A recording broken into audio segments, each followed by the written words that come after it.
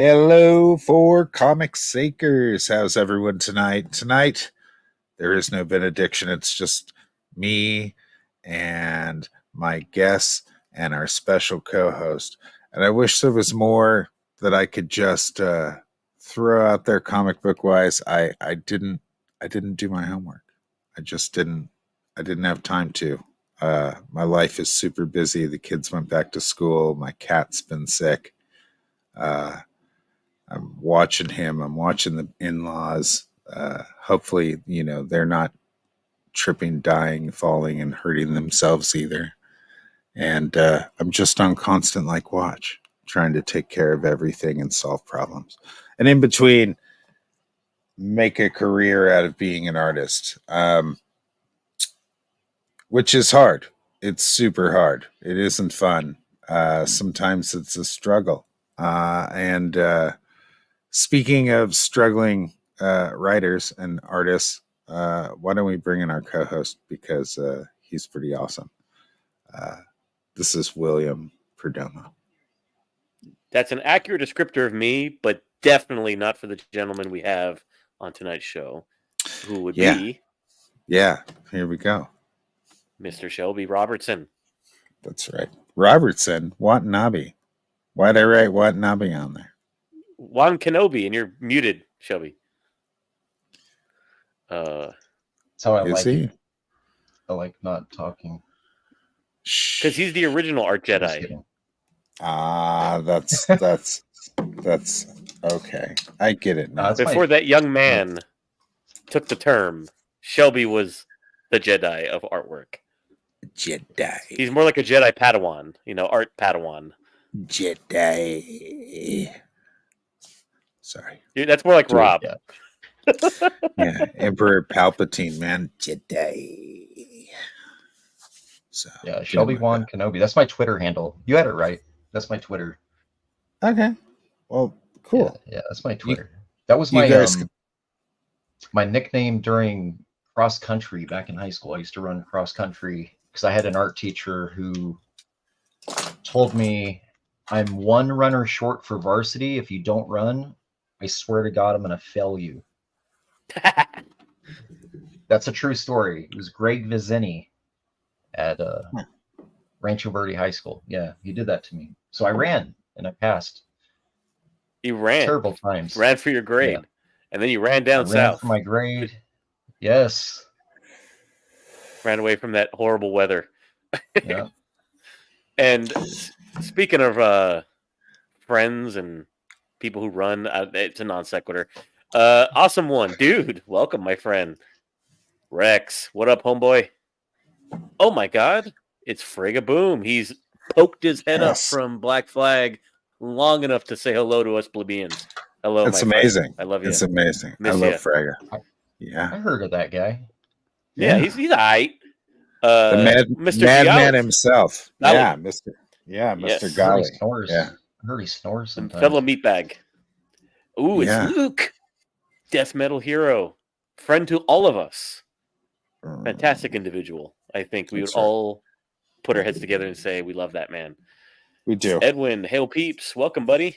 And Hyper Potato, thank you for coming by, my friend.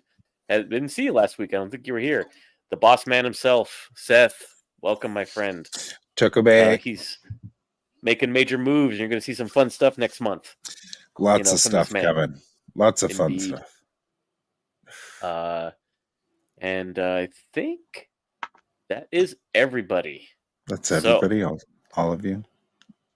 So what you guys should go do now is go hop on to X and everyone let them know we're live. Hopefully somebody can pop in, or some more people can pop in. Go tell your friends. Indeed. Now, in terms of the art, we're gonna bring back the art contest and the art giveaway. But right now we're a little behind shipping all that stuff out. That's our irresponsibility. We're sorry, but we're getting it all out to everybody who won. So it's not a shtick. Life happens. Life happens. Once that's out, we go back to the giveaway. Yeah, that makes it good. What I feel like I should do sometimes is disappear like Shelby does. Not Shelby. Yeah. Fucking Kelsey. You know how Kelsey just goes fucking under the radar and disappears, goes off grid. I'm not an off grid person. I try to kind of like still try to maintain some type of similar whatever, but I feel like it. I feel like I should go off grid and just shut down and not answer the phones and do whatever. Are you drawing anything tonight, gentlemen? So I don't know. I'm probably going to work on, stuff that needs to be worked on while I'm on the show, or maybe I'll show a bunch of weird shit nobody's seen before. Okay, well, let's have a look at it while we're speaking, so they can feast their eyes. If Shelby doesn't want to draw, he doesn't have to draw. He's our guest. I'm just going to ask him various questions. He is our guest. So I'm actually going to start with a question I've always wanted to ask you, Shelby, because I've never actually asked you this question. 6'2". How the hell did you end up at Extreme?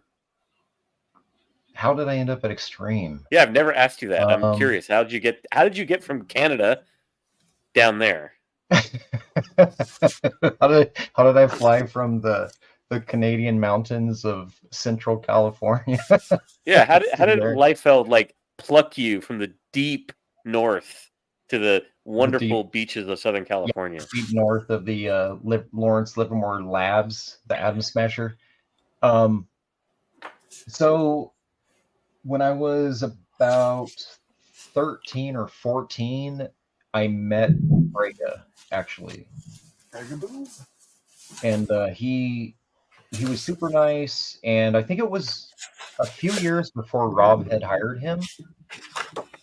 And he was giving away, if I remember right, he was giving away these 8.5 by 11 single stapled like samples, like pinups and stuff that later on he used for an ash can, which he gave to me like a year or two later, of just like, I think it was just samples, man. It might have been some Black Flag stuff, but I think some of it too was stuff he did later on of like two kids that used like household items as like weapons. They were kind of like Spider-Man, SWAT. Sort of, but it was SWAT. Yeah, it was that.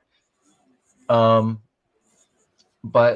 later on, I had found Frega's phone number, and I knew it was embedded in the background of an Extreme Studio comic, but I recognized the area code because my older sister, she was in the California pageantry as a model. She was like Miss Long Beach in 1988. You know, she's a little older, 89 LA, whatever. And I was like, oh man, I'm going to call this up, you know?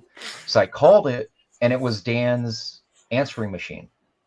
Wait, and I left are you talking the one that was hidden in Black Flag 3, the hotline?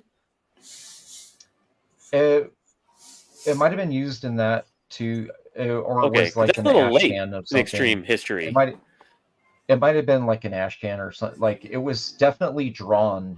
I remember it was drawn in pencil. But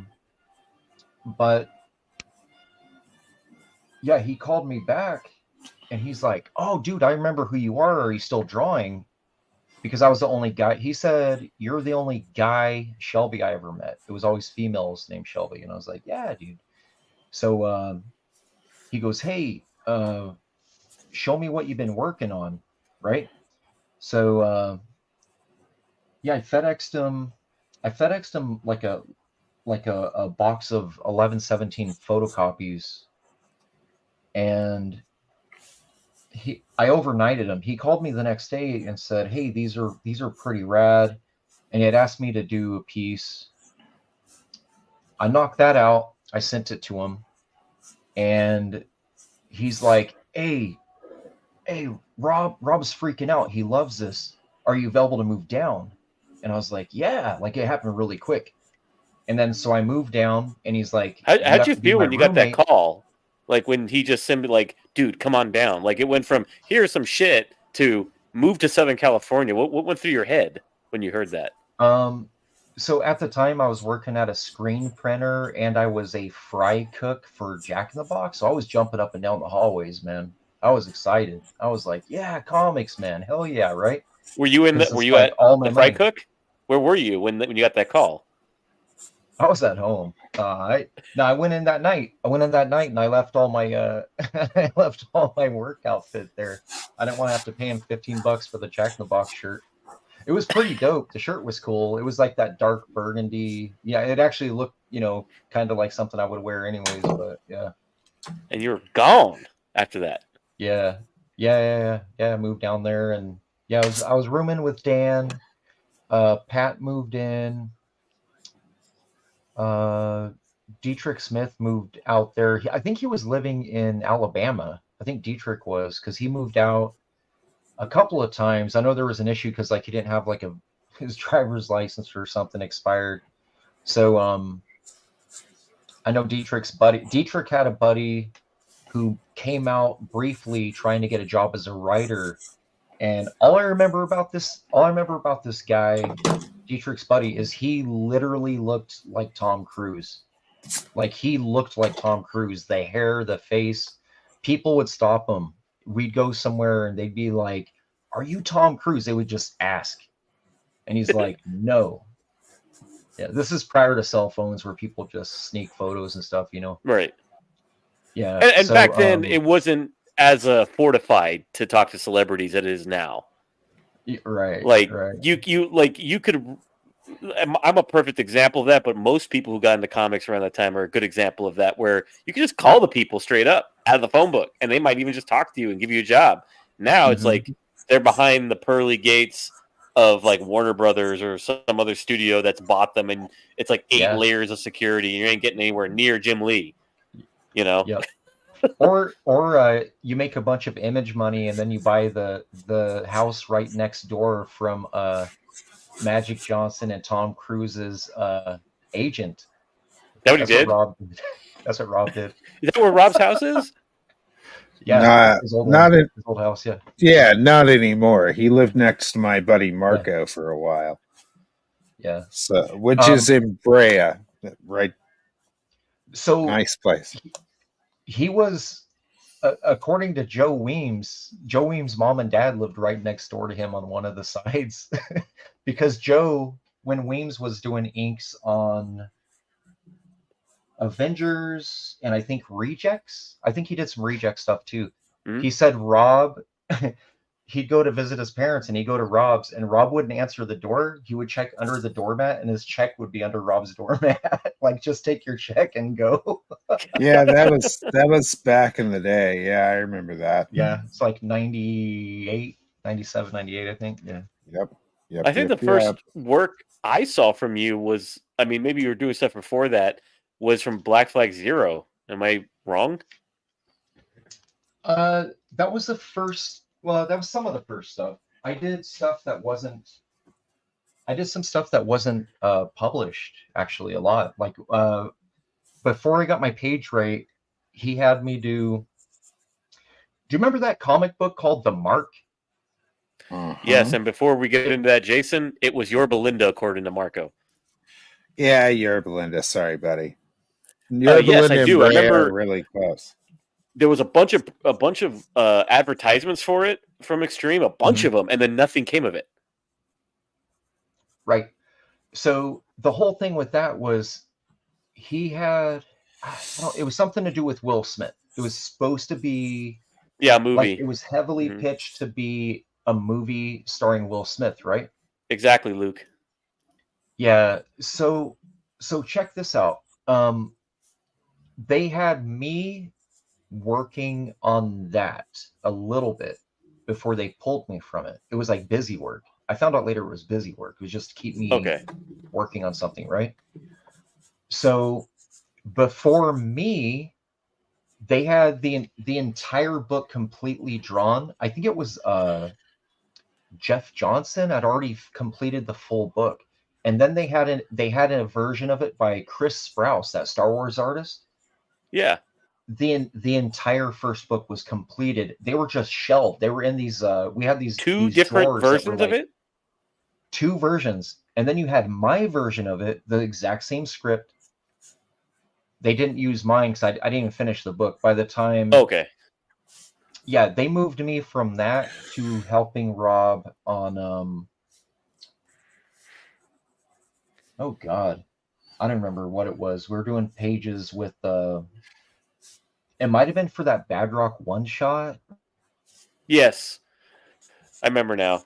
It was for something, but he would get pre-Todd Knock, right? That book was pre-Todd Knock. No, Todd Knock was there. Okay, so he already done his Bad Rock book. Yeah, it was for Rob. Yeah, but yeah, I don't know, man. Like there's no. It's hard for me to put like a linear.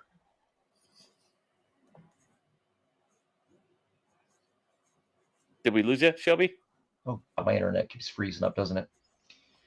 Are you getting stormed? So I hate my internet, dude. So yeah, anyways, yeah, there was no like linear path for any of us. It was sort of like they would pull you from one thing, put you on something else if they needed you. I had 2 or 3 issues of Evangeline that I don't know if they ever came out fully penciled. Chapel though, right? The Chapel stuff I did too. Well, Chapel I was doing layouts for Calvin. I did layouts because he was getting kind of behind. Yeah, the 2-issue series he was okay. He was getting stuff done, but the I think he just had too many. He had like personal stuff, man. He had personal stuff going on like at home. I think he had stewardship over like his sister as a young guy. Like he is, where he had custody, and I had a similar situation in up north. So I was like, okay, and yeah, I think it was Bob Napton. I think he was helping us. Luke's making fun of my internet. So yeah, maybe you can answer this question because it's something I've always wondered about Extreme, especially in that middle period when there was so much output. There was a few pencilers who were doing like all the books. It was like Cedric Neocon. It was John Stintsman. It was there's a Chap Yep a little later.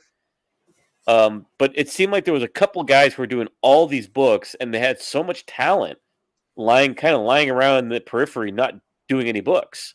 Like Frege, like you. There's a lot of that, yeah. Yeah, and like Frege was like, I think only did what, 4, 5 books, 6 books total while he was there. Yeah, it wasn't that much. And it seemed like they weren't using you guys. So what? It's just not enough to go around, or was it a speed thing? Like, like for example, I heard from Rob. Okay, so so here I'll run down the list. By the way, Edwin says, "Shelbean, what up?" So peace. Okay, so let me think of where studio is set up. Okay, so over on Rob's side, Rob was obviously busy. Frego's busy enough to have his own office. Frego's busy. Marlowe shared an office with Platt, so they were obviously busy on their own stuff. Yeah. And Marlowe was only brought in because Steven couldn't complete books on his own. So Rob stripped him of his like inking powers. He's like, "You're no longer inking yourself, man. You're not getting anything done." And then we had, let me think here. So, I think he only ever inked Prophet 5, right? That's the only one he ever inked. No, he did more. He did I mean, obviously he did like, the covers and stuff, but he inked what was it, Prophet 5? Probably most of 6. I think 7. What up, J-Bot? Welcome, buddy. I'm glad you're here. Thank you. I think issue 7 was inked by Marlowe and Mickey.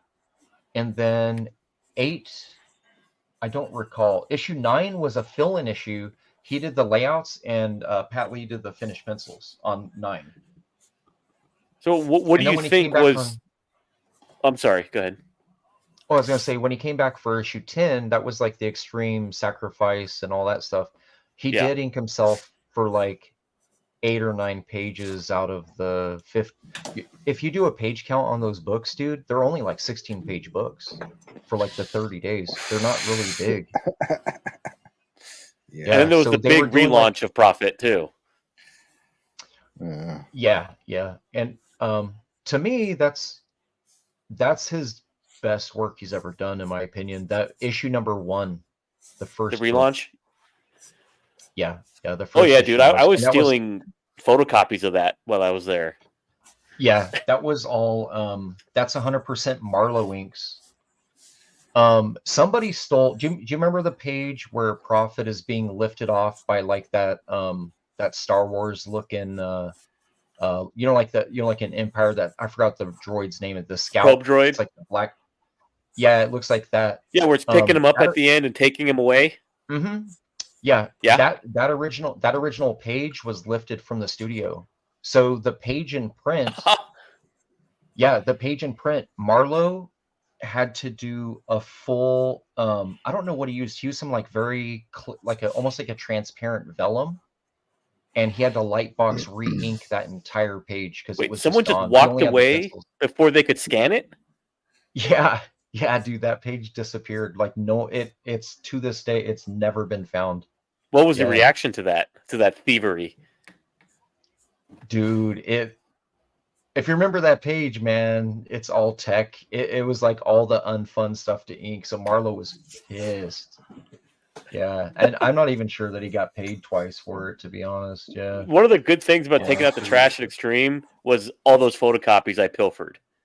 There was like, because you guys would just throw away all this great stuff. I'm like, well, I can't have the page, but I can. And I remember Frege saying, "Be careful with some of this. Like, this is, top secret. Some of this, like, keep it for yourself, but don't show anyone."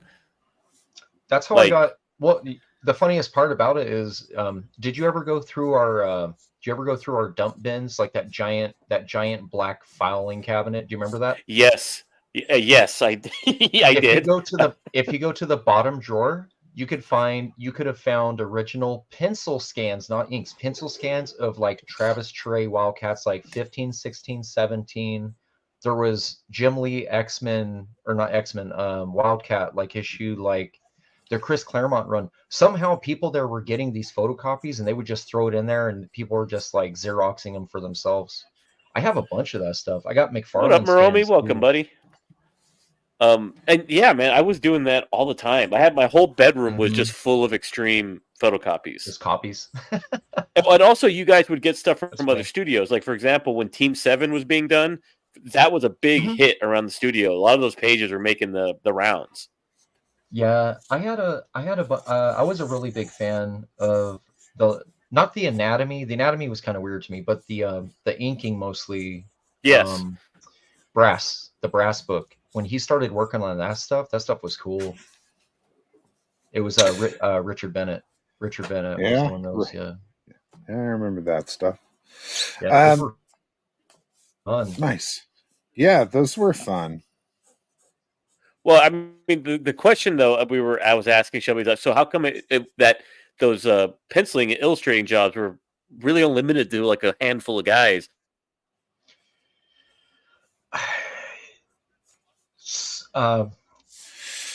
It was basically just cock block. I'm gonna be honest. It was like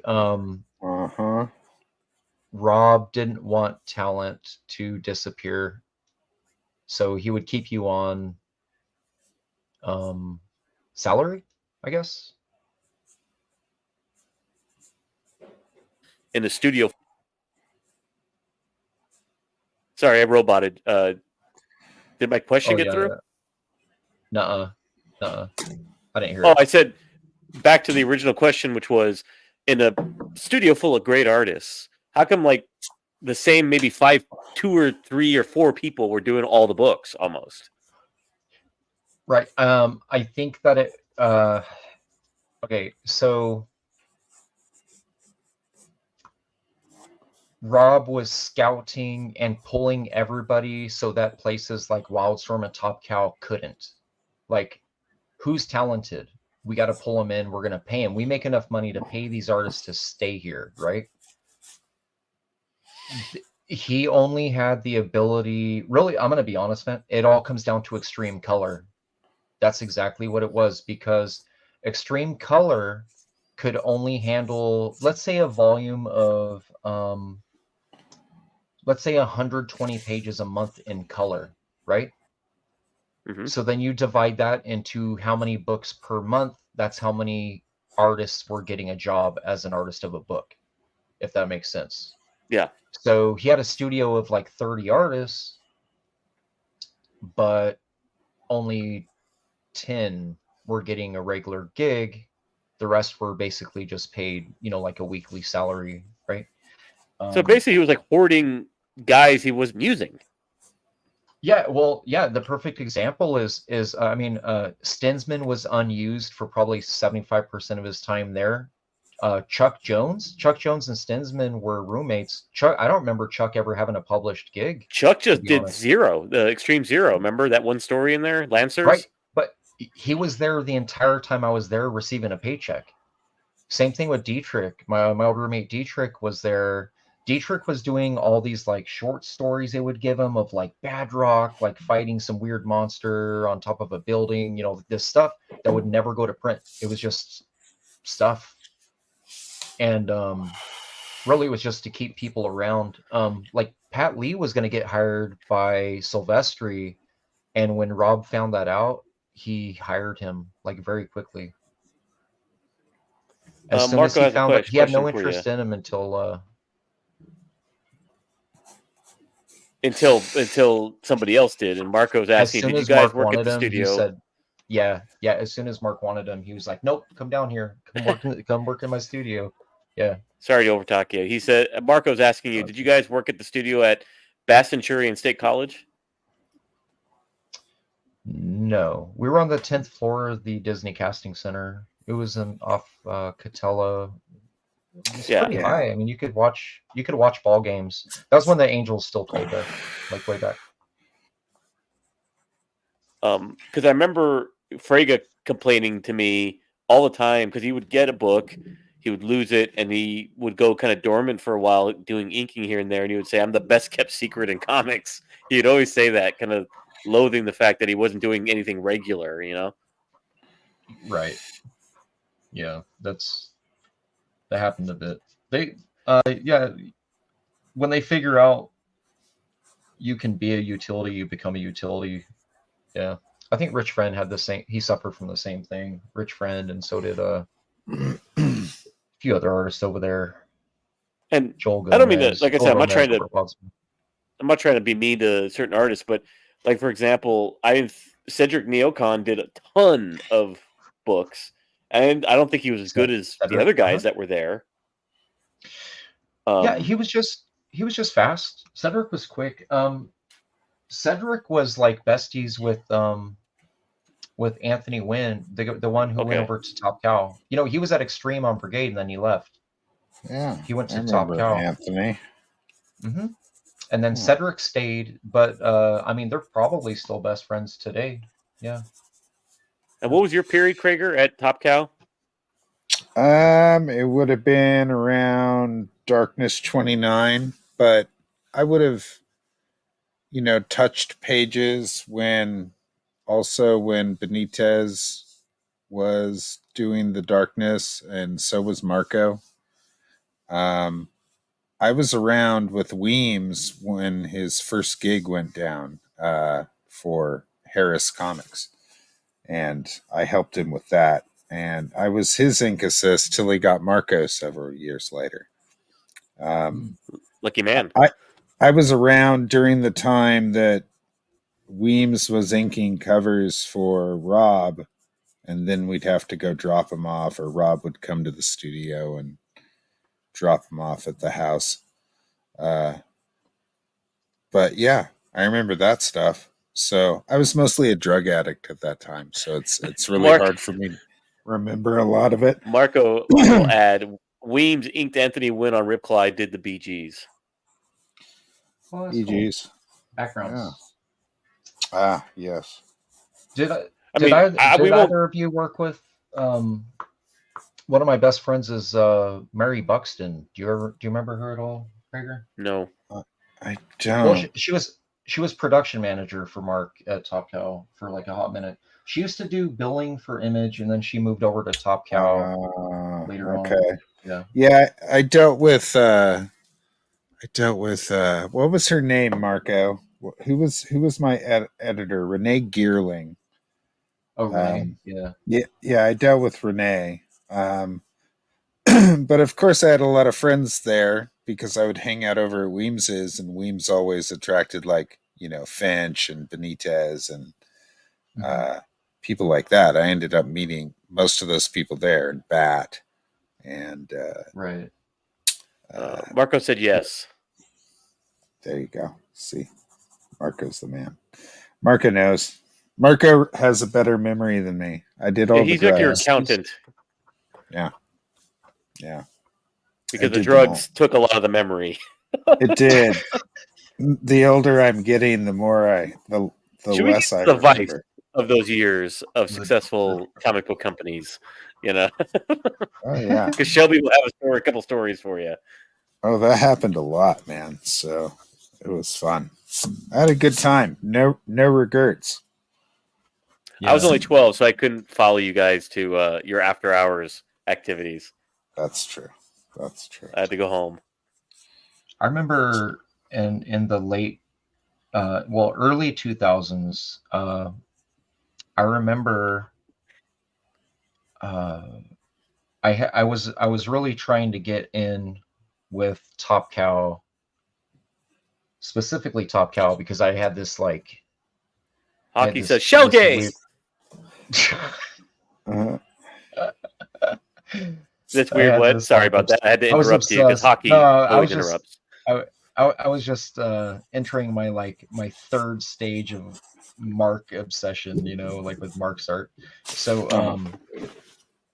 I was trying to get in. I was really trying to get in over there, and yeah, Renee Gearlings. She offered me an internship, and I was like, I got two kids. Like, I'm not moving down there to sleep on some carpet, man. Like, it like there's no way I could have taken it, but it was like, I but got anyways, lucky. later, well, around '04, she gets a hold of me, and I'm Mhm. like, yay, they're finally gonna hire me.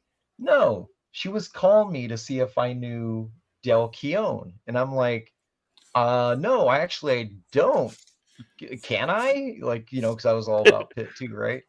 And she Uh-huh. goes, well, he's doing a book for us right now, and we haven't been able to contact him in like 3 months. We don't know where he's at with pages. She just had this whole story, and I'm like, you don't know me, and you're just like giving me all this easy Yeah. information about what's going on.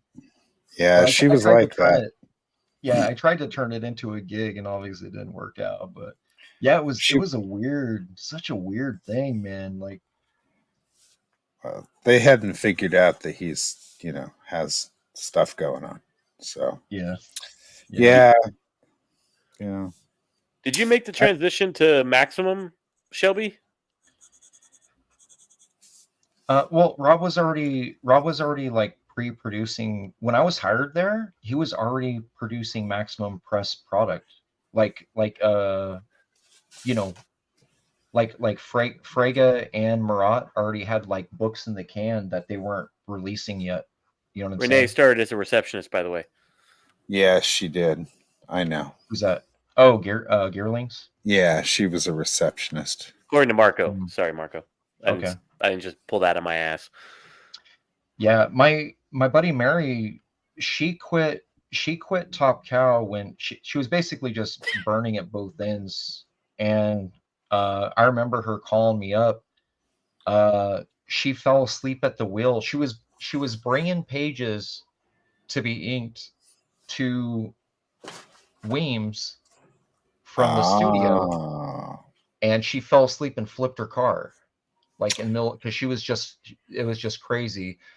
But that was something she had to typically do because people weren't getting work done in time. So she was always she had to sit on people's porches before, like Matt Banning, and that she was having to like track down artwork for because stuff was due. But yeah. Weems didn't she's like to leave his place. It just uh made it hard to get work done, And when it takes hours to ink a page, because it has to be perfect. I have a question for Shelby. Is this true what Hockey is saying, that you transitioned? Because he says you have a girl's name. You're never you know what, Hockey? Hockey thinks I'm doing a piece for him, but maybe I'm not. He's just being a cunt. Hockey's not getting a piece. That's true. He's eternally so. Oh, but I got my. You know what? You just reminded me. I have to download the. I did get my flats back, Hockey. I got the flat back from Carl for the dress. We were at dinner 2 nights ago, and I asked Carl, because I gave Carl some money at the after party. I was like, hey, here, dude, let me give you some cash so it's just not, PayPal. And he goes, no, you already paid me. I go, no, dude, I didn't pay you for the last one. What was it? And he goes, yeah, you paid me for the dress. And then everybody kind of stopped and said, the what? That's rad. And then it became a thing. That's okay. Hockey, you're complicating my life, Hockey. Nobody's judging you. I'm not judging you. He complicates everyone's life. My table judged me. They were like, Shelby, what are you working on? The dress? What the hell are you? What is this? Darn it. I'm not judging. That was me, man. That was me. I did that. Sorry. The dress. I mean, one relic I still have from the studio. I have I still have a piece of stationery, which is pretty cool. But I also was cleaning out Matt Hawkins' office, because he used to tell me if I organized everything and I found doubles of anything, I could keep it, which was great. Yeah. And I found a gold 97 tour book, the one with the Rob cover, not the black one. Yeah. And I walked around the studio, and everybody signed that thing, nice. Including you. You're on there. Good. Should be on there. And I kind of remember just barging into Platt's office. Who did he share it with? It wasn't Danny, was it, or was it Marlo? No, it was Marlo. Danny shared an office. Danny shared an office with Sabal and oh god, who else? Brian Denham. For a while, Brian Denham was facing the glass. Yes, and I barged in there, and I remember Platt going, "You're killing me, Will. You're killing me," because I had no shame barging in on him. Did you ever walk in on Platt eating a teriyaki chicken bowl from Jack in the Box? No, what was that, a special occasion? Steven used to stop at Jack in the Box every single day and get a teriyaki chicken bowl that he would eat before he'd start working. And I asked Jack him in the about Box it. I'm like, had a teriyaki I go, why that? Bowl? He says that it has 2 grams of protein. Is what he said. It's okay. So he was a meathead back then too. Yeah. Because he was kind of cloistered back there in that corner. I think that office was next door to the big fishbowl of Rob's office. Right. Wasn't it? Yeah. Because it was the receptionist, and right behind it was Rob's. And then you go right, and you go to the bullpen. Mm-hmm. Yeah, he was over there kind of in the curvature where they kept all the image paper and the photocopier, that side of the building. Yeah. He was in the extreme corner. Mm-hmm. And then Frago was in the back behind Extreme Color. Extreme! Yeah, Team Extreme, man. Dan couldn't have any privacy with phone calls because Matt would turn all of his volume down on Flock of Seagulls or whatever he's listening to hear what Dan's saying. Extreme. Well, that's awesome. Is that Mr. Monster? Hold on. Let me see that. Nah, yeah, it was Mr. Monster, like me swiping Beasley. Yeah. That's nice. I love the texture on the tusks of JBD. Oh, yeah. I love the way you colored those or painted those. Yeah. That's tight. Thanks. I own Is that like beautiful acrylic or JBD gouache, pages. or what do you You know, it's really funny. I have acrylic, I have gouache, I have all those things. I have oil paints. I literally, on these pieces that I've been doing studies with, it's watercolor And then if I want it to be like opaque watercolor, I add gesso to it, and it kind of Okay. gives it the same. It's like gouache at that point, because Right. if you paint in watercolor first and then you put gesso based paint over the top of that, it's going to blend with what's underneath it unless you do it in like a single stroke or two strokes. And yeah, so it's funny. So I kind of made my own gouache essentially. So I've been doing Right. these studies with kind of like a version of gouache. Yeah, and it would work with any paint. It really doesn't matter what the Uh-huh. fucking paint is anymore. Um, I you I know, had an anchor. I had an anchor for a couple of years. Do you guys know Mike Taylor at all? He used to be an See you anchor. later, He's not an hockey. anchor anymore. He's got to go do yeah, a I tip think run. I know him. Bye, hockey. What's he got? I He has to think it. punch a kangaroo. So Yeah, he has to put. He has to fucking get the dingo that ate his baby. Indeed. So that really happens, you know. That's a true story. You better back off. What would this show be yeah, doing? my old oh, I'm laying out it's an indie book cover. It ain't nothing no one Oh, here knows. Yeah, it ain't nothing. It's just some nice. dude hit me up, and I'm just I'll be back. got he said hugs and kisses. no. No. um. So yeah. Oh, Mike Taylor that I used to work with. Through a series of events, he left comics and went into TV and film. He ended up producing like The Real World. What was it? New Orleans, I think, was his first one he did, and then basically just trash TV. He still works in trash TV, but he back in the day he was Sam Keith's assistant before he started getting his own like inking gigs, like regular gigs. And he was telling me that Sam used to use these things. He goes, dude, he would crack these open and add it to his watercolors. These the Presto, these guys. Oh, nice. Yeah, he said he would take a razor blade to it and then just use it like a base. I'm like, I don't understand how that, because this stuff dries hella fast. I don't know how that works. Like, And he's how like, is he yeah, using it? Presto markers, man. So he'd use it as the base of the paint, or he roboted on us. Oh yeah, his I'm a internet's robot. kicking him in the My balls internet again. sucks. Yeah. Yeah. Yeah, he like explained to me that Sam would just add it, to his paints. I'm like, it doesn't make any sense to me. I'm like, why not just, I don't know, something about that whiteout. Maybe he likes the way it smells. I don't know. It's like fish. He experimented. Hey, it's good to experiment. Sometimes you get really interesting stuff when you experiment. I used to experiment with types of clay, different types of clay. I'd heat them up, and especially wax clays that you can mix with other wax clays that maybe are more stable, but you like the properties of one of the wax clays, but you need it to be stiffer. So, I would mix my own clays with like beeswax to get like a more dense clay to sculpt with, things like that, like this. Let me see, like this clay. This is clay over Sculpey.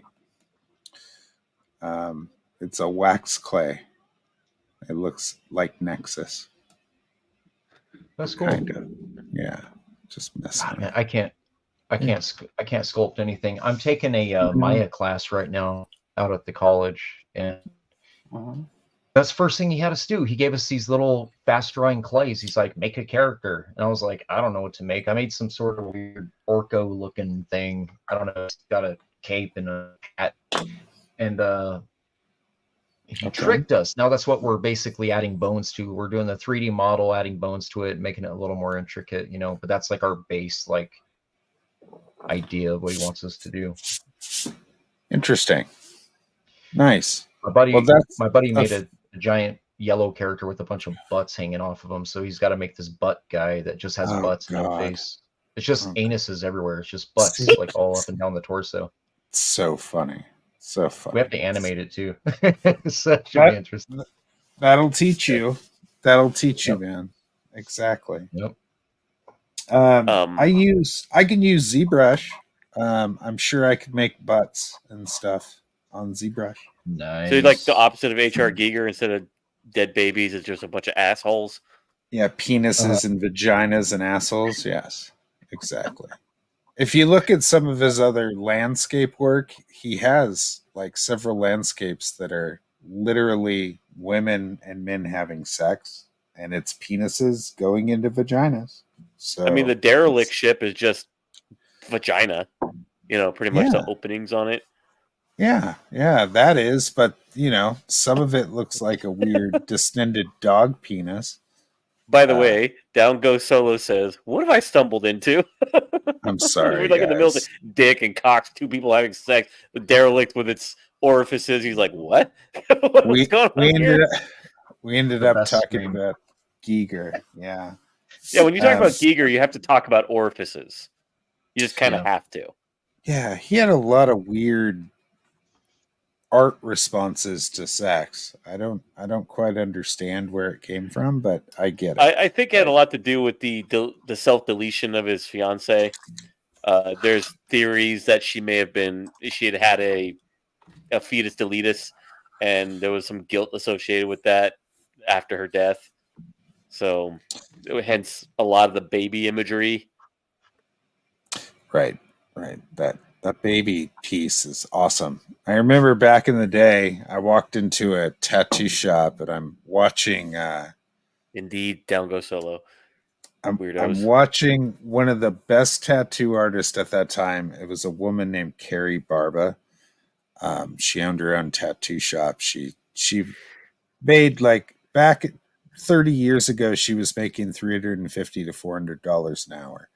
And she was doing dead babies, Giger's dead babies down this guy's leg. And they were just so fucking good. They were just Is that the one with good. The goggles? Which ones are those? Not the goggle one, the drippy ones that there's the goggle ones, there's the ones that are in the gun. There's the goggle one. And then there's one that's literally like a vat of putrid, dripping children that are just faces and chests and stuff. And it's one of the best ones. It's like infected babies. It's really weird. I like it. It was strange. I wonder what the actual Necronome Xenomorph painting is worth. He never sold any of his stuff. He was like Walt Simonson. He kept everything. I wonder what that painting is actually worth. The actual Xenomorph painting. I don't know. Probably a lot. The side view, is it that side view one that he did? Yeah, the one where he's kind of got his tail arcing around him. Yeah. Probably millions upon millions of dollars, I would say. Token May thinks 1 million. He thinks, I think way more than that. At least. It would get more than 1 million if it went to auction. It's got to be millions. Yeah, indeed. I would say, I think it's one of the most, it's probably one of the most important sci-fi single images out there, just based on what it was built off it, right? It's probably over $10 million. Easy. Frank Miller splashes go for 1 or 2 or 3 mil, right? From Dark. Yeah. It's more. I would say it's has more significance than a Frank Miller splash. I hate to say it, but I think it does. Yeah, put it in Frazetta into the pool, like Death Dealers. Yeah, so 50, $20 million. Right. Yeah, $20 million at least. I would pay if I were rich, and I had an offer on that. It would be I would be willing to at least pay $30 million for it, at least. Yeah, I'm sure it wouldn't even just be people like us who grew up to have millions of dollars. It'd be like oligarchs who are just saying, "Screw it, I want to buy the movie monster." They don't give a rat's ass about it. It would be a feeding frenzy probably. It would be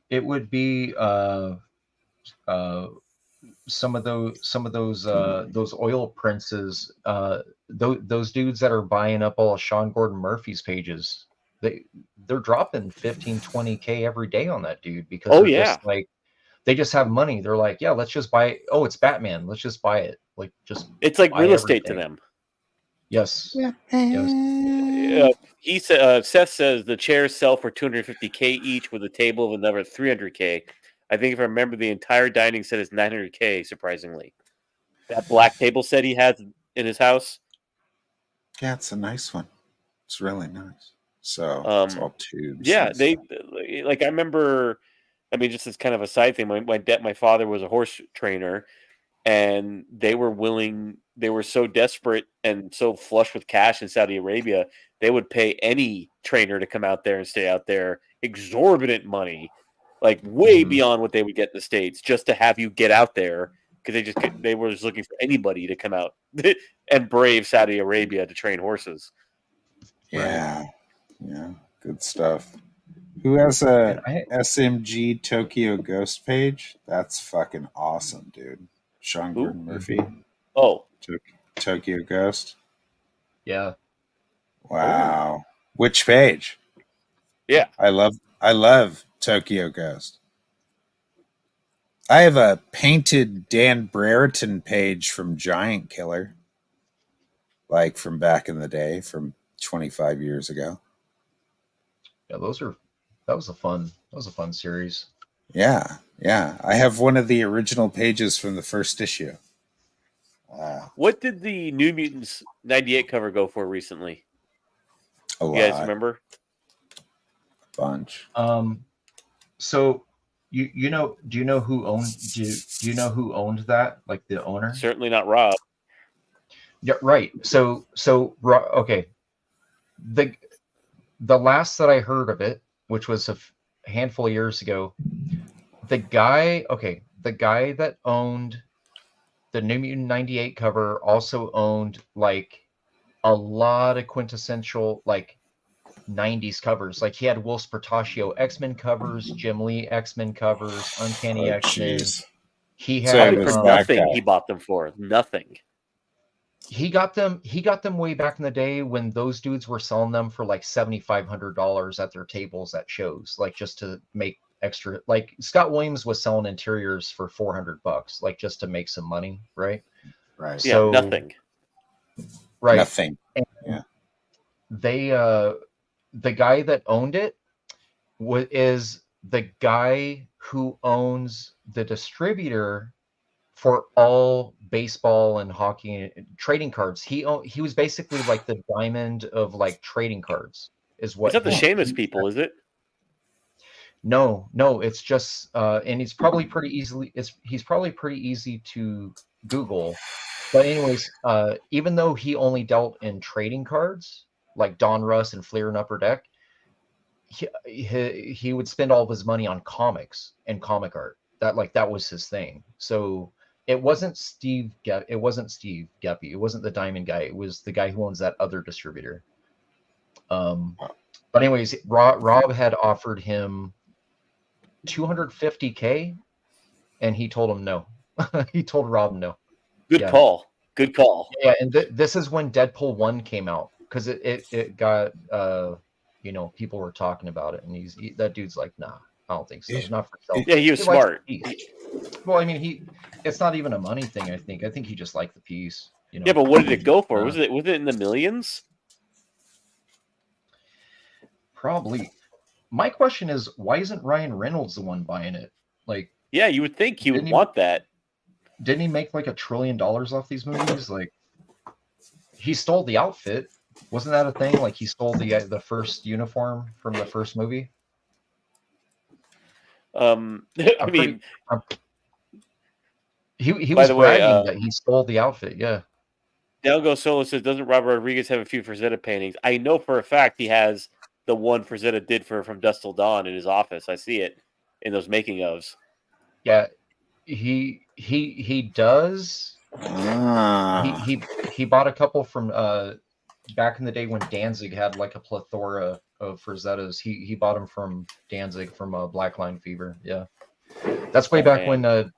That's way back when Danzig did Frega Dirty. Is from back in those days. Yeah. I dug up the page that Down Goes Solo has.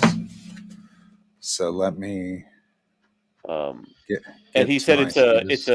it's a lead montage page. Go down, go solo. And yeah, it's Tokame this says, one. "I guess Gear's stuff is currently for sale at auction. Do not click the link; it's not safe." In terms of probably family safe. Oh, So right. this is the page you have, Solo. Is that it, Solo?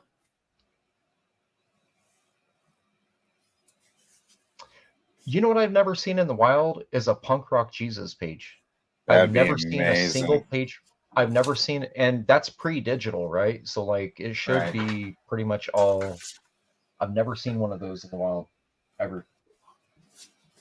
So for everyone in the chat, if anyone's interested in my Electra, uh, I'll sell it. So I'd like to get at least, I don't know, $50 for it, at least. You guys could fight it out though.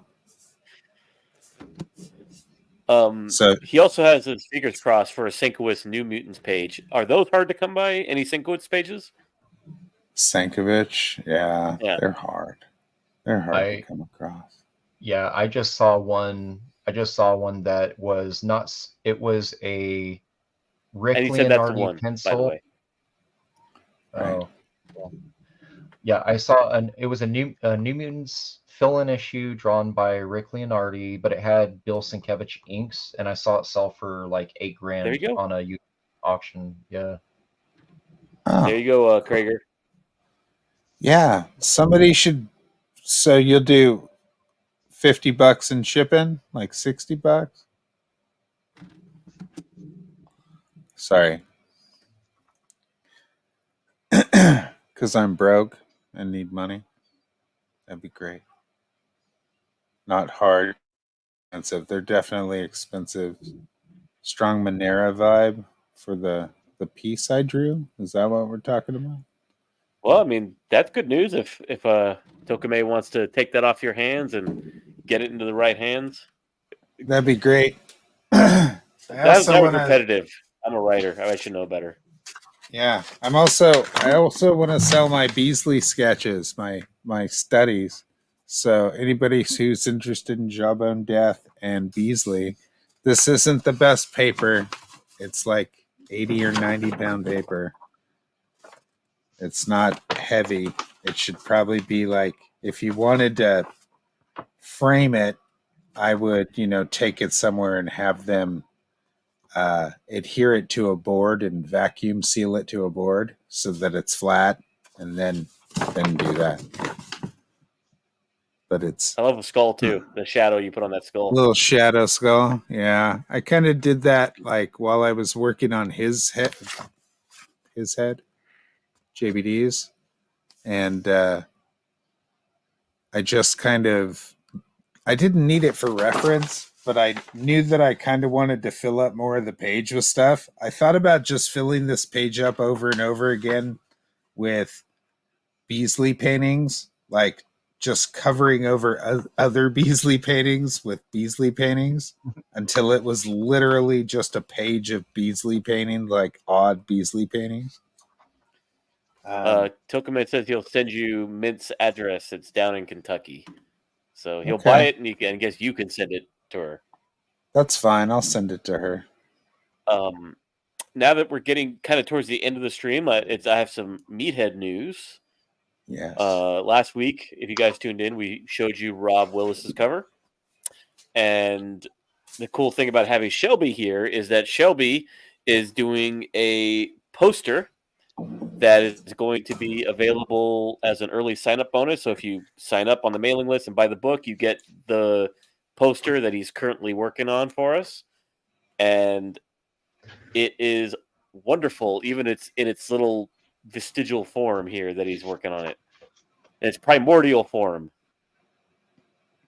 So, would you mind showing this off a being little seen? bit of the pencils here, Shelby? You want it being seen right now? Okay. So A little piece of it. you want to tell them it's a would it matter? It's an homage. Well, I mean, Homage. okay. Well, what I wanted to do for this, and let's see if we can embiggen Shelby. This is the Stephen Platt Prophet number 5 Meathead homage cover, because I'm a big fan of that book and I was a big fan of that cover, and we decided to do a special poster for you guys as a thank you for signing up and when you buy the book. So yes, so if you know Prophet, if you were to Google Prophet number 5, you'll see that I think this is better than that cover. Yeah, it's pretty dope, man. Yeah, it's amazing. It's 8.5 by 11 pages, or not 8, 12 by 17. 22. Yeah, 1722. Down goes Solo. Yeah, you see that, Luke? And It's Luke pretty. does the cover. Yeah, it's not all the way done yet. So it'll come together when during the ink, the ink process, it starts to kind of take form. Yeah, and it's a cool layout to work. I mean, cool layout to work on. And if there's anybody who can do that and do it probably better than the original, it's Shelby. So I like how you've got. Go ahead. Ben. Go ahead. I'm a giant fan of Shelby's like Frank Miller swipes, like all that stuff that you Sin City eyes. Whenever you do that, that's the stuff that makes me the happiest. So for some reason, you swiping Frank Miller makes me happy. The Frank. yeah, it totally makes me happy. Fun. It's fun. It is. It makes you have to be very reserved with the lines you choose. Like you can't, because I'm a detail artist, so it's like right. It makes you just focus on literally just light source and negative space. Yep. You can't really, there's no playroom. You just kind of like you can play with it, but you can't break. There's like rules. Yep. It's like rules to it. Yeah. That's what's so great about it. You're really good at it. So it makes me very happy. Yeah. So I made Jason Boscom send me your cover. Yeah, that and yeah, I love that stuff. That's my favorite stuff from you. Like for some reason, I'm just you do it so well. You should do more of that. I like that. Also, I got another one I'll be putting out because I got another. The only reason that even exists is because I took a video editing class, and we had to do. Yeah, I did one. I did a Spidey 1 homage. That's the Spidey 1 homage. Oh wow! Like that Frank style. It's kind of death flowy because it's still very rendered. But oh look, this hasn't come out yet, but it's a Sin City homage actually. Nice. Remember that Fat Kill homage? Yeah. No wait, Dame to Kill For. Dame to Kill For. Yes. Dame to Kill For. Yep. And then that's it. Yeah, there's that. This will be a glow in the dark cover at some point. It's obviously a Texera. That's my favorite. Of that little stack you have there. Yeah, you should have inked it with a brush, my friend, if it's going to be a Texera homage. Yeah. He's a brush artist. I used to sit there and watch him fucking brush ink shit. This nice. Was a...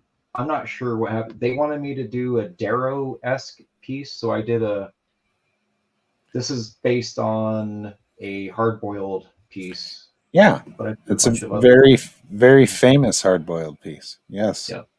It's awesome. This is the hardest thing I've drawn in years because I had like sweat coming down my head because like I want to add line weights so badly. Like that whole piece was a fight. It was like he's a draftsman, man. That character is a draftsman, and the only way to it, and what makes him, just like what makes Texera, is inking with the right tools with the right line weights. So May says, "Oh, nice," and Down Goes Solo says, "How big is that?" And we answered that question. You said it was what again? That big meathead piece? 22 by 17. Yeah, 20 and by 17. Luke says badass, and Down Goes Solo says massive. Do you always go that big with covers? It's a poster, not a cover. Yeah. Sometimes. I think it depends on what it is. The cool thing about that cover is that there's two characters on there we haven't really seen, which is the woman that's replacing the Vietnamese woman in the Prophet number 5, which is Catherine, who's our female lead, who's a CIA liaison. And then you have a kind of a meta situation where he took the priest that was in the original cover and he put a character that we haven't seen yet named Quan, who's a Vietnamese national, and he put him in an American uniform. That's a very meta statement that Shelby's making that you'll see in the book, why that's kind of meta. And I'm kind of glad he did that because it's confusing but cool at the same time. Yeah. So I'm glad he did it that way. Instead of putting on the mask, so to speak, he put him in his uniform. Yeah. So it's a nice little. Well, it kind of fits the piece too, because like the original is very much like. I mean, your book isn't. It isn't reflecting anything about Prophet 5, just this one piece in particular. But the Prophet 5 book, the whole thing with the priest was just. It was just crazy because just seeing Platt with like shredded priest outfit flying everywhere, I was like, I don't even know what's going on in this book. Is that the one where he throws all the Viet Cong over his shoulder and it's like that big double pager and he's like, it's just like, yeah, I shoot, and like all the like bodies are just flying. Yeah. and Prophet's like 10, it's like huge. And his foot is like this big, and the Vietnamese are like his foot. Right. Yeah, you could fit like 3 Vietnamese into one thigh. So here's a question: when that book hit the studio, what were you guys all saying about that book? Oh, everyone loved it. When that stuff was, everyone was, including me. We were all just like. It was just it was fresh. It was gritty. It was fresh. It was because you remember before that, every artist at Extreme was a cleaner and more refined version of Rob in a weird way, or they were they were like actually worse anatomically. The way they'd approach stuff, and it was like all polished. It was like they got hired because they had really, really good polish skills, but like they were not consistent, like including me, man. What do you I was 16, dude. Like, didn't know what we're doing, man. Yeah. And yes, Down Goes Solo, it is 2 11 by 17s. Yes. That's why I tell all young artists, man, just fucking keep plugging away and fucking draw. Awesome one. Phil Ray. Thanks, Phil. For sending people over. And sure, comic books are the one place that you can draw bad anatomy and then try to polish it by rendering it a certain way to make it look special. But it doesn't, if you strip all that away, bad anatomy is bad anatomy. So, and it just is what it is. So, and we all drew the same from like 15 to like 19. We all kind of drew all the same. Believe it or not, back in that day, in the 90s, especially when I started drawing comics. So it's really funny that that's the like line that everybody wants to put in comics when it was literally getting pissed out by 16-year-olds and it was getting polished over by inkers. And like, that's not comics, man. Like, comics are awesomer than that. So I have a friend. I just haven't spoken to him in a bit.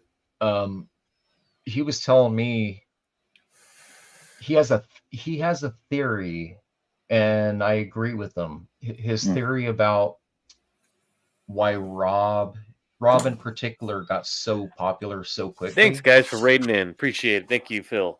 Thank you, everybody who just came in. Thank you, Dale A. He said, when you're a 13 or a 14-year-old kid, if you look at 13 and 14, all of us were enamored by Rob's work because it was like you could look like Art Adams, but you don't have to reach that plateau, right? Like you can kind of draw like it, but not have to get right there. And then it instilled this thing in young kids who were drawing that, whoa, I can actually do this for a living as well, right? And that's where it started the hype. He had a comic shop. He goes, this is what I saw. I saw a lot of kids that were like kind of on the fence with just doing art. They were all buying Liefeld books, and it was like giving them like this like false belief that they could make it. Right. Like, dude, if this guy can get published, so can I. And he's on a hot book, right? Right. And I kind of see that, man. I kind of see that, like, because I was that kid. Yep, it's as good as an excuse as any, to be quite honest. Like, yes, it made it more attainable for everybody else, but in the long run, like, as a 50-year-old man, I don't want to see Rob draw like how Rob draws. Like, I want to see him draw like how he did that fucking cable piece the other day that kicked so much ass that nobody cared about. Yeah, because it wasn't Rob. Because it didn't look like fucking Rob shit it out in 2 seconds, and it literally looked like Josh Brolin, man. It looked, all the rendering was nice. If it was inked by a fucking really good inker like Dan Panosian, it would look fucking fantastic. But instead, it's going to end up being dumbed down, and all the books he puts out currently are just talking heads, and they all wear masks, and they have zero expression and zero personality outside of the writing. A lot of what he's doing, a lot of what he's doing right now is I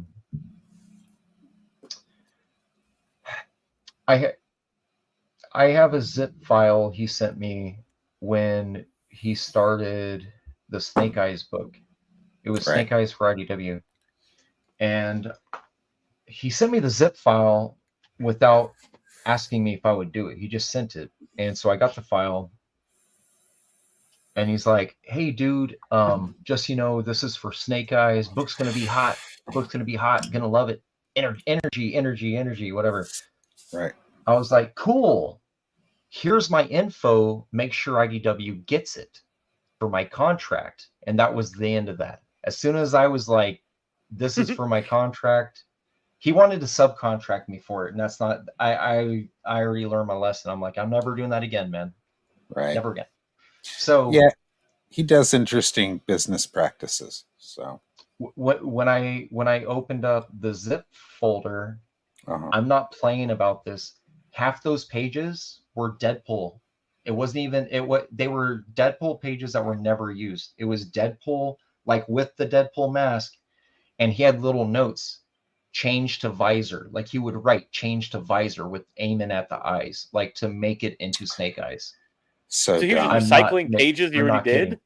Yeah. Yes. Or a lot of them were pages that weren't used for Bad Blood, honestly. You could tell because you could see in the background that there was like Thunder oh god, what's his name? Like Thunderhawk or it's like the third version of the native, the big tank from X-Force. Oh, Warpath? Warpath. Yeah. So it'd be like Warpath 3, I think. Yeah, something like that. He had some different name, but it would be him and like a race, like scribbled out. Feed Kit Kat. No, that's unreal, man. That's unreal. That's literally phoning it in. So yes, yeah. Well, that's why he was sending me stuff too, because I could do it. Because I could do it. What I've up, done Wolf it so and many Bear? times. Haven't seen you in here before. Welcome.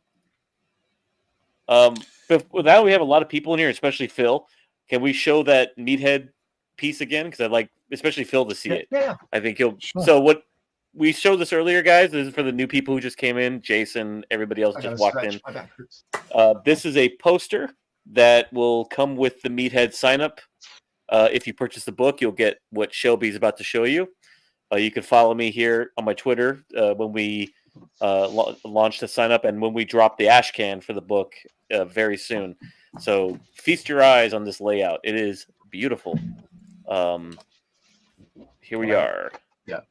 It's rough pencils. And rough pencils, what this is, sorry to repeat myself, guys, this is the facsimile homage to the Prophet #5 cover by Stephen Platt done at Extreme Studios, except with our Meathead characters. So you got Joe in the center. You got on the top right where the priest was in the original cover. This is a character called Quan, who's our Vietnamese national in the book, who's a major character. And at the bottom you have Catherine, who's our female lead, and then bottom left is our villain, Yan Wang. Yeah. So this will be a very moody piece. It's gonna have a lot of beautiful shadows, and a lot of shadows in it. I'm looking forward to you guys getting this when you sign up for the book.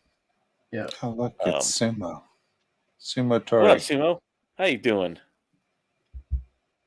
Yes, he is inking and coloring that Down Go Solo. Yeah. So, I just laid it out today. I was kind of going back and forth before the stream. I was going back and forth with Will about what he like, because I didn't understand, because this in the original, this is a priest, so we were kind of trying to figure out. I was trying to figure out what was going on here, because it's not a priest. Yeah, this is a character we haven't really shown or talked about yet.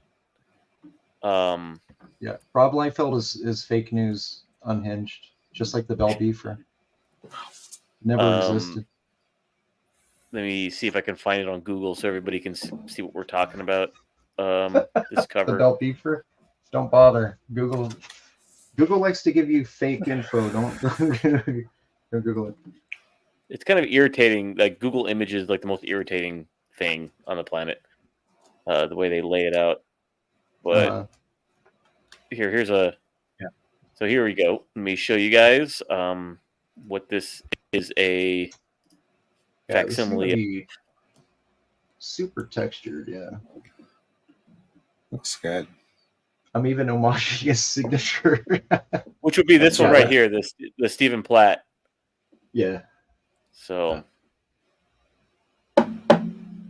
that's it, guys. Yep. It's gonna look good. It's gonna look good. That poster, that extreme poster. I have that in the 4A cover poster you guys released from Extreme. Oh, really? Yeah. So I unfortunately I have an ex that like didn't return. I have like a box of posters that were just like you remember that Art Adams X-Men poster that was hand colored? It was only a poster. They never used it for anything else. It was only for a poster. It was had Iceman in the back, like all the X Factor outfits of them, and then you have like Mohawk Storm and that in the foreground. It's a cool piece, but yeah. Did you ever ink Rob Liefeld? Ask Jason. No, I don't know who that is, Jason. Sorry. I don't know. Jason's being a McJerk. Hey, look, I got this. James O'Barr was behind me at Tucson. Look what I got. Look. Ooh, let me see. Yes, he's awesome. Ooh, nice. Nice. Yeah. I love that guy. How does he feel about the new film? I didn't ask him. I think he's got a little bit of. I think he has something going on, honestly, because he Andy keeps his head down and works. Huh? Yeah. Well, Andy and I were hanging out with him for a bit. This is going up above here, by the way. This is my first O'Barr original. I've never owned as many shows as I've done with the guy. I've never like got a piece from him until now. Nice. But yeah, he had a. What up, Billy? Really undervalues his work, man. It's crazy. Yeah, he sells that stuff for like $120 or $100 for a piece, right? He had paintings for $400, and I looked at Andy and I was like, "That's a $2,000 painting, bro. Like, what is this guy doing?" Like, yeah, I've seen him sit at shows. I've seen him sit at shows and just literally do drawings and little wash paintings of the crow, 8.5 by 11 or 9 by 12, Yeah. and all day long sell them at 120 to 150 or $60 a pop. Just boom, boom, boom, boom, boom. And this was like 2 years ago at a show. He was just sitting there pumping them out. Yeah. And it made me regret not buying one. Yeah, so how many people we have in here? 18? We have 18, yeah. Thanks to good old Phil there, who sent everybody over. Check this out. Another thing that I might want to sell, if anyone's interested. So it's By the way, Shelby, Jason said that's not a 9.8. Send it to me. Oh, it's a 10, Jason. How's that? Can you see it? I hope you can all see it. Nice. So, and the current bid on this is $50. So hopefully there's more bids real quick. And then nobody has bid on my Beasley stuff. Beasley and JBD.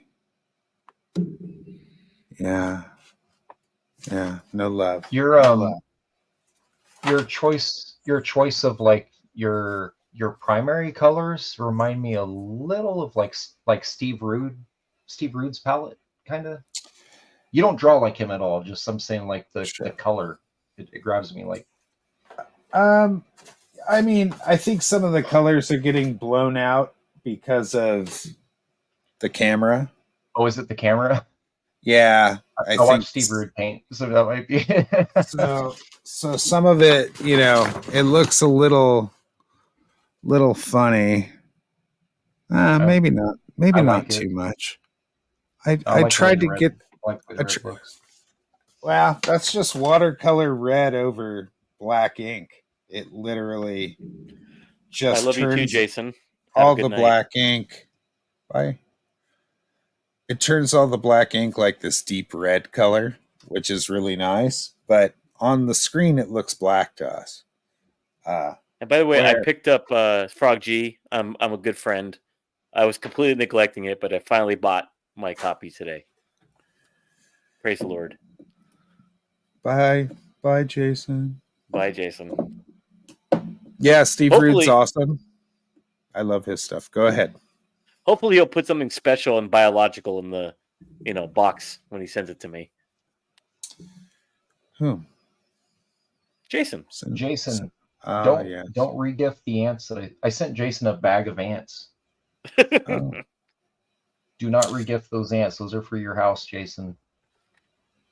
Sumo owns a bunch of my stuff. Hey, you got a nice Cloak and Dagger Crager painting at RV auction. And what up, Angela Curry? Jason just took off. You just missed him. Oh, well, there you go. Bye, Jason. Bye, Jason. You guys know Angela Curry is actually McFarlane Incognito. Yeah. The kids love chains. They love the chains. I love them all. Sexy. You gotta take your fucking shoes off and put your dirty feet up on the fucking table. On James Cameron's desk, so he'll make sure he never gives you the Avatar toys until 10 years later. That's right. You know that story, right, Shelby? No, I don't know that. So, I don't know that. So several years back when the first Avatar movie was being made, a friend of mine worked there. He was part of the toy division of McFarlane. He's to meet McFarlane in Los Angeles, and they are to go meet James Cameron and talk about toys. So they go in, and basically, I hear Cameron isn't in the room. Todd sits in his chair and he likes to walk around barefoot. He puts his dirty bare feet on the desk of James Cameron, and James Cameron walks in the room. They have a brief meeting, and it's over, and no. So I asked my friend, I said, hey, how'd the meeting go? And he goes, oh, I don't think it's gonna. And I go, what do you mean? He goes, Todd came in, sat in his chair, and threw his feet up on James Cameron's desk. And I went, God. I went, what? And he went, yeah, he walks around barefoot, and he did this. And I went, oh, my God. Anyways, it took more than 10 years, like, to get back in the good graces of James Cameron for him to allow Todd McFarlane to even do anything with him. He's the king of all media. King of all media. King of it, because he walked around barefoot. I'm barefoot. When he had that, like, or you remember that yellow cardigan and his big old poof he had on, like, comic book greats when they were doing Overkill, and he's like, "Oh yeah, kids love trains. It's the little kids love it." Yeah, bare feet. Kids bare love it, feet. yeah. He walks around barefoot, like, in the worst places, and it's pretty gross. Like, you're an adult man, put some fucking shoes on. That must be, dude. Okay, so it's making sense. I've seen Jim Lee and Rob do the same thing at Extreme. They walk up and down the halls with they kick their sandals off and they would just walk. That's gross. We'd want, like, in that footpath and all you motherfuckers walking up and down that thing. No, come on, just put your shoes like, on. Or how about this? Don't put them on James Cameron's fucking desk. How's that? Yes, because he'll probably fuck you up too. You know, like, James Cameron made some of the best fucking movies, and you disrespected him by putting your dirty feet up on his fucking table. Like, that's the most disgusting shit, man. And if you were Middle Eastern, they would shoot you. So, plain and simple, don't show your fucking bare feet to anybody. No, don't show Todd McFarlane's bare feet to anybody. Yeah, no, not good. So you'll cause the invasion of a South American nation by doing that. Yeah, my mom worked in a place that was indeed Angela Curry. That's where I draw the line too. By some gentlemen who found it very offensive if the ladies who were working there threw their feet up on the desk and they could see the bottom of their feet. So when the boss would come in, they wouldn't look at the feet. They would look at my mother, who ran that part of the place, and they'd ask my mother to ask the lady to put their feet down. And yeah. Or you could do like in Casino. What did you think? It's a sawdust joint. You put your boots off. You put your feet on the table. You shit-kicking horseman or smelling motherfucker. You. Yeah. It's pretty. That shit's fucking gross. So you can just don't do that. Just don't. That's why Joe Pesci will bitch slap you. And it's not even like my feet are gross and they shouldn't be, like, up on anybody's table. Just don't fucking it's just disrespectful, man. He thought he was making, like, a G move by saying, "Hey, I'm in the same league as you, James. I mean, I'm the king of toys, and you're the king of media. We could make something together." You're getting better at that voice, You're doing good. Well, I mean, he kind of talks like with a rounded palate. It's rad. My wife the other day was overhearing the show playing in the background, and she was like, "Oh my God, you sound like David Lynch when you talk." And I was like, "I don't think so. Like, David Lynch is, hello, today is 9:38 in Los Angeles, and it's breezy, and the number is 73. Follow the number 73 and the color yellow. And today's song is Gray Skies Are Blue by The Tops. The Tops. You remember The Tops? Yeah, no. I love Dave Lynch. And unfortunately, he's retiring Moromi as well. Unfortunately. He is. I'm shooting for having emphysema just like him. Yeah. Poor man. I didn't know he was still working. I'm not trying to be funny. He still does stuff. Yeah, he's fucking amazing. He does woodworking. I do woodworking. What? You mean movies? The last thing I've seen the last thing I saw his was, I guess it would be the Twin Peaks. I don't know if I have a radio show like voice. Like, I don't want people to see my face at all. If I was radio show guy, like, I wouldn't have the ad on the side of the building with me standing there in a fucking suit doing all this stuff. Tokume Seth said something. I have a radio show host voice. Indeed. Well, I don't know. Gentlemen, what do you think? Paul Harvey. Do you feel good about this? Do I feel good about Paul Harvey? About the hour and a half we spent with Shelby. We do. I appreciate Shelby. You know, it was good to be able to have a show where we just kind of chatted and fucked around. I'm usually so busy drawing and the he's whole elusive. time. He's like a little like he's like some kind of creature out in the savannah that millions of years of evolution to survive predators. I don't know what to call him. He's just hard to get a hold of, and he's like, he sticks his head up from his burrow, you grab him by the throat, he slips right through. And if you're wondering what I drew in the beginning that I didn't show you guys.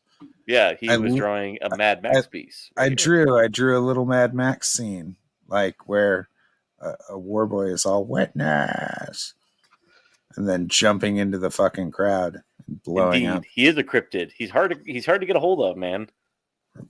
So I did draw during the fucking stream, so nobody can say I didn't. Would you say that next show maybe we can get back to our art giveaway? As soon as I just got to get some more money moving and stuff and have things level out a little bit, and then I can dump out the probably 100 fucking mail pieces I have to send out. So to all you lucky recipients. Yeah, it's a lot, man. It's a lot. It's not 100 like for this. I'm talking about like other stuff too. I want to get out and has been waiting. So, anyways, I guess that's the show. Shelby, thank you for coming Shelby. tonight. You're fantastic. Please keep drawing more, like Frank Miller. Like Frank. Do more Frank. It's so fucking. It's just so fucking good, man. Yeah. And I really enjoy it, and I want to see more of it. And you do it so well, it makes me jealous, and that's hard to do. Hard in times of I got at least one more book. It's almost done. I haven't been showing it off because it's something I got to do for class. But nice. Well, fair enough. Specifically, it's because that style is actually very easy to animate in, like just any post editing programs. It doesn't even matter really what it is. You just kind of, as long as it's negative space, man, you can just extrapolate, zoom in, do all that fun stuff. That's amazing. Well, I'm looking forward to it. So every night or every Monday when we leave the show, we always come in and go out the same way. We do it with the Teaches the Peaches. By fornicating the pain away. That's right. So thank you, everybody, for coming out. Thank you, Tokame, for hooking me up. You all have a good night. Good night, everyone. Here's some peaches.